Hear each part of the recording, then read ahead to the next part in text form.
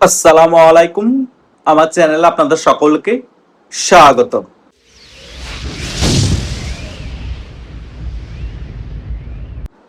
আমরা এনসিপির হবিগঞ্জের কর্মকাণ্ডগুলো দেখে এবং কুড়িগ্রামের এনসিপি নেতাদের গণধোলাই দেখে বাংলাদেশে যে একটি গুরুত্বপূর্ণ বৈঠক হয়েছে সেই বৈঠকের কথা আমরা অনেকেই ভুলেই গিয়েছি এবং মিডিয়ার মধ্যেও সেই বৈঠকের কথা ফলাওভাবে প্রচার করা হয়নি। আমি কোন বৈঠকের কথা বলছি জানেন?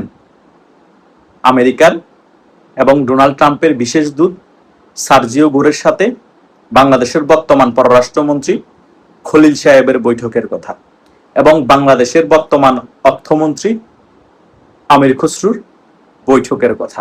এত গুরুত্বপূর্ণ বৈঠক হয়ে গিয়েছে, বাংলাদেশের অনেক জনগণই জানতেই পারল না, মিডিয়াও ফলাভাবে প্রচার করলো না। আমরা পড়েছিলাম এনসিপি কিভাবে মার খাচ্ছে, এনসিপির ডারবি নাসির এবং সাদিস আলম কি মামলা খেয়েছে কিনা এই বিষয়গুলো নিয়ে। কিন্তু দেশের মধ্যে কত বড় গুরুত্বপূর্ণ বিষয় নিয়ে একটি বৈঠক হয়েছে। আজকে সেই বিষয় নিয়েই আমি আজকে ক্লিয়ারলি একটি আলোচনা করব। সেই বৈঠকে কি আলোচনা হতে পারে এবং বর্তমান বিএনপি সরকারের উপর এই বর্তমান আমেরিকার দূত সার্জিও গোর কি সত্য দিতে পারে, সেই বিষয়গুলো নিয়ে আমি খোলামেলা আলোচনা করে আপনাদেরকে ক্লিয়ার করার চেষ্টা করব। আশা করছি আপনারা এই ভিডিওটি শেষ পর্যন্ত দেখবেন, সকল বিষয় একেবারে ক্লিয়ার হয়ে যাবেন। প্রথমত, সার্জিও গোর বাংলাদেশের বর্তমান পররাষ্ট্রমন্ত্রী খলিল সাহেবের সাথে চীনের বিষয়টা নিয়েই সর্বপ্রথম আলোচনা শুরু করে।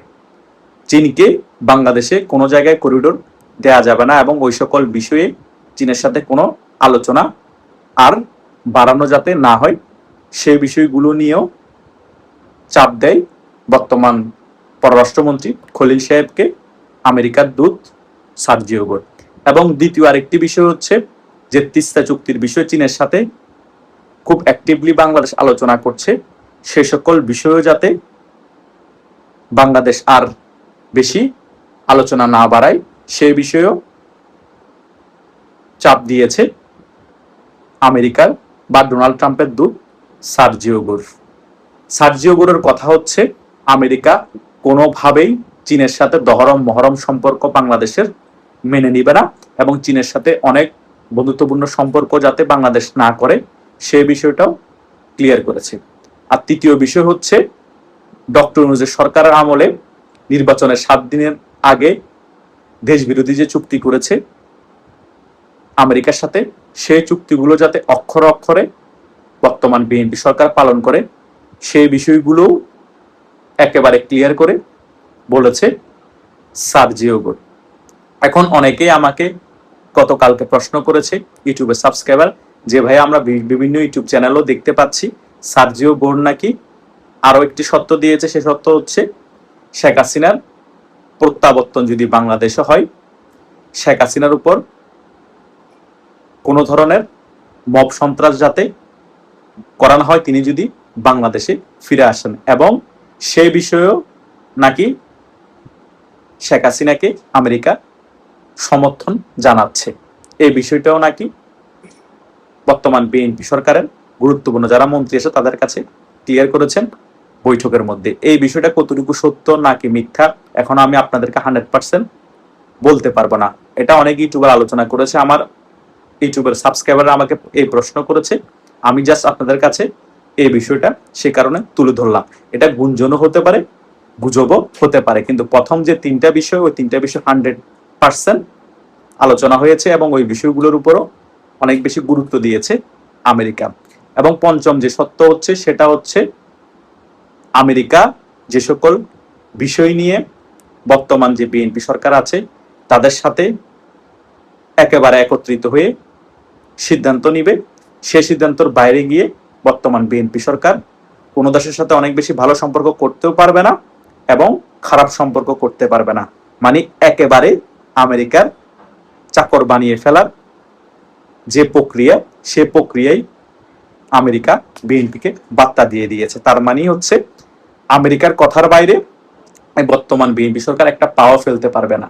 আর যদি পা ফেলতে হয় সেটা আমেরিকার কাছ থেকে জিজ্ঞেস করতে হবে। শুধু তাই নয়, 5 আগস্টের পরবর্তী সময় আমরা এও শুনেছি কোন একটা গুরুত্বপূর্ণ দ্রব্য ও যদি বর্তমান সরকার কোনো দেশ থেকে কিনতে হয় সেটার জন্য পারমিশন লাগবে আমেরিকার কাছে, কারণ ওই দেশ বিরোধী চুক্তির মধ্যে এই সকল বিষয়গুলো উল্লেখ আছে। এইরকম অসংখ্য সত্য বর্তমান বিএনপি সরকারকে দিয়েছে এই ট্রাম্পের দূত সার্জিও গোর। আওয়ামী লীগের বিষয়গুলো আছে। বর্তমান আমেরিকার প্রেসিডেন্ট ডোনাল্ড ট্রাম্প, ওনার কথা হচ্ছে ক্লিয়ার, আমার সত্যগুলো যদি মানো তাহলে তোমাদের সরকার টিকে থাকবে, আমার সত্যগুলো যদি না মানো তোমাদের রেজিমও ডিপ স্টেটের মাধ্যমে ফেলে দেওয়া হবে। এখনো অনেক বিষয় পেন্ডিং এ আছে। বর্তমান বিএনপি সরকার এবং বর্তমান স্বরাষ্ট্রমন্ত্রী অনেকগুলো বিষয় আলোচনা হবে তাদের মন্ত্রী পরিষদে। ওই সকল বিষয় মন্ত্রী পরিষদে আলোচনার পরেই আমেরিকা যে সকল সত্যগুলো দিয়েছে সে সকল সত্যগুলো অক্ষর অক্ষরে পালন করবে কিনা সে সিদ্ধান্ত হবে। আমরা এও শুনতে পেরেছি অনেকগুলো বিষয়ে বর্তমান পররাষ্ট্রমন্ত্রী খলিল সাহেব সিদ্ধান্ত দিতে পারে নাই দেখে সার্জিও গোর অনেক প্যাডাপ হয়ে গিয়েছিলেন খলিল সাহেবের উপর। পরবর্তীতে বর্তমান অর্থমন্ত্রী আমির খসরুর সাথে গুরুত্বপূর্ণ বৈঠক করে। তার মানে বুঝতে পারছেন বাংলাদেশের সম্পূর্ণ মাজা ভেঙে গিয়েছে। বাংলাদেশ এখন আমেরিকার একটা স্টেট হয়ে গিয়েছে। আমেরিকা যেভাবে চাচ্ছে এবং ডোনাল্ড ট্রাম্পের পক্ষ থেকে যে বার্তাগুলো বর্তমান বিএনপি সরকারকে দিচ্ছে, বাংলাদেশটা সেভাবেই চলবে, বিএনপি সরকারটা সেভাবেই চলবে। কিন্তু প্লাস পয়েন্ট হচ্ছে আমেরিকা তারা নিজেরাও চায় বাংলাদেশের গণতান্ত্রিক প্রক্রিয়া ফিরে আসুক, আওয়ামী লীগের রাজনীতি বাংলাদেশে ফিরে আসুক এবং শেখ হাসিনাও বাংলাদেশে প্রত্যাবর্তন করুক। সে বিষয়ে কোনো ধরনের বাধা দিবে না আমেরিকা, এবং বিএনপিকে সেটা ক্লিয়ার করে দিয়েছে।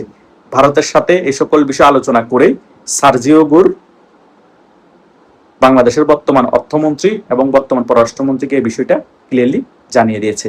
তার মানে আওয়ামী লীগ খুব শীঘ্রই বাংলাদেশের রাজনীতিতে ফিরছে, এটা মোটামুটি 100% শিওর। এবং শেখ হাসিনাও যে ডিসেম্বরের আগে বাংলাদেশে ফিরছে সেটাও মোটামুটি শিওর। কিন্তু ক্ষমতায় আসতে আওয়ামী লীগের অনেক দেরি আছে, কারণ দেশ বিরোধী যে সকল চুক্তি করেছে এবং বাংলাদেশের যে সকল দেশ বিরোধী চুক্তি আছে সে সকল চুক্তিগুলো পরিপূর্ণভাবে আমেরিকা বুঝে পাওয়ার আগেই আওয়ামী লীগকে কোনোভাবে ক্ষমতায় আসতে দিবে না এবং রাজনীতি করার সুযোগ দিবে টেকনিক্যালি ভাবে, কিন্তু ক্ষমতায় আসতে দিবে না। বিএনপিকে দিয়ে সকল স্বার্থ আগে আমেরিকা হাসিল করে নিবে এবং বাংলাদেশের মধ্যে একটা শক্ত অবস্থান করবে এবং ঘাঁটি স্ট্রংলি করার পরে আওয়ামী লীগ যদি ক্ষমতায় আসে ভারতের ছত্রছায়া টেকনিক্যালি ভাবে সেটা ভিন্ন বিষয়, কিন্তু আমেরিকা আগে নিজেদের স্বার্থ হাসিল করার পরেই বিএনপির বিষয়টা চিন্তা করবে। আশা করছি আপনাদের সার্জিও গোর এবং খলিল সাহেব এবং অর্থমন্ত্রী আমির খসরু বৈঠকের বিষয়ে যে সকল কনফিউশন গুলো ছিল এবং কি কি আলোচনা হয়েছে আপনারা অনেকেই জানেন নাই, এবং অনেক বিষয় গুঞ্জনের উপর চলতেছে বাতাসের মধ্যে। সে সকল বিষয়গুলো যারা এই আলোচনাটি প্রথম থেকে শেষ পর্যন্ত দেখেছেন তারা মোটামুটি সকল বিষয় ক্লিয়ার হতে পেরেছেন। ধন্যবাদ সকলকে।